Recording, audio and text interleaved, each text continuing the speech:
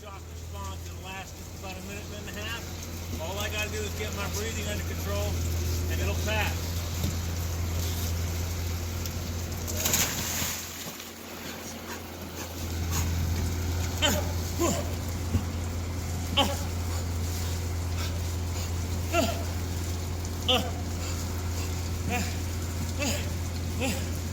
Okay.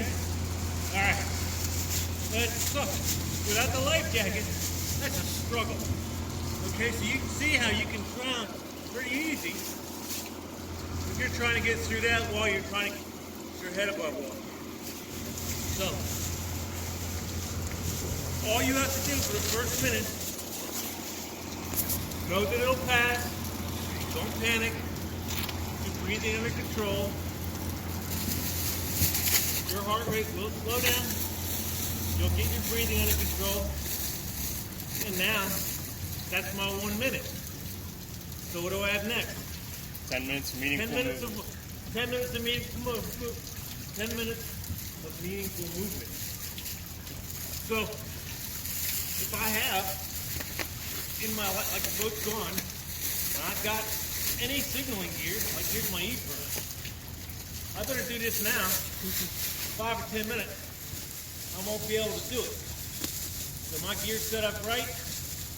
I hit my button and throw that on my jacket. Now I'm signaling. Maybe it's 39. It might be 40. But to tell you the truth, at a certain temperature, it really doesn't matter. So now, I've got to do this. There's my strobe light. There. Now,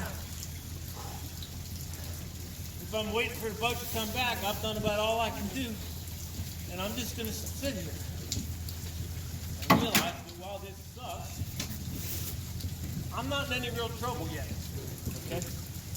Now, we're talking about getting out. I couldn't get out in the drive-thru. Let's see how I think when I got nothing. I can feel my arms going already.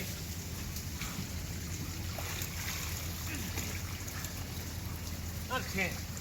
I'm not getting out. Now, it would be better if I'm here at the pier, of course, to hang on to the pier for as long as I can. Because my arms will not lose as much heat out as they will in. So this is the best I can do. This is the best I can do, all right? Any way to get myself out of the water, I can climb on the back of an overturned boat, and that's what I want to do. All right. 4 minutes? That's not. I'm still kicking. Now, but when I kick, I can feel the heat loss more in my legs than when I'm not moving them. So what you really want to do is you get in the help position, bring my arms down, my knees up, and I just sit here. Doing a video, or you want to pull them out of the water? And shivering really hasn't started seriously for me yet. You'll see it more when I get out than when I'm in. If I stayed in here for about 20 minutes, I'd really start shaking in the water. But I can feel the vasoconstrictions now really happening in my legs, and so it's forcing that blood out of my feet, slowly up my legs. Lacking insulation, my body's going to make its own, okay?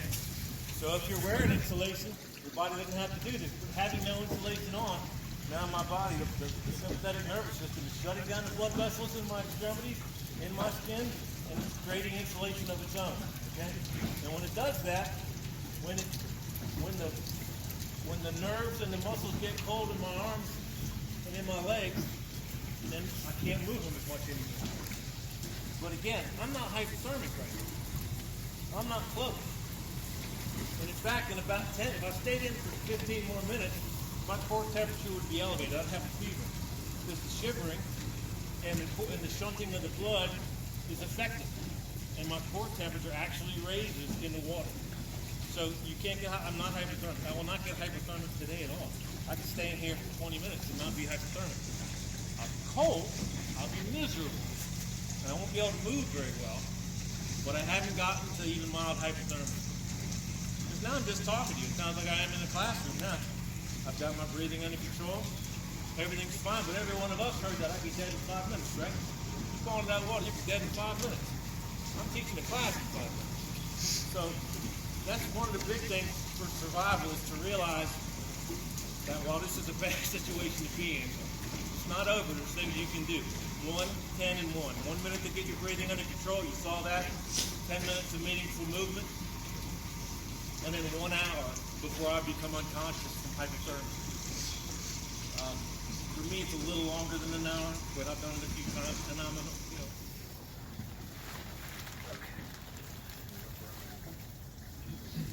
actually feeling too good to have to worry about going inside. Like, I'm going to go on the boat now and get my towels, and we'll have another discussion.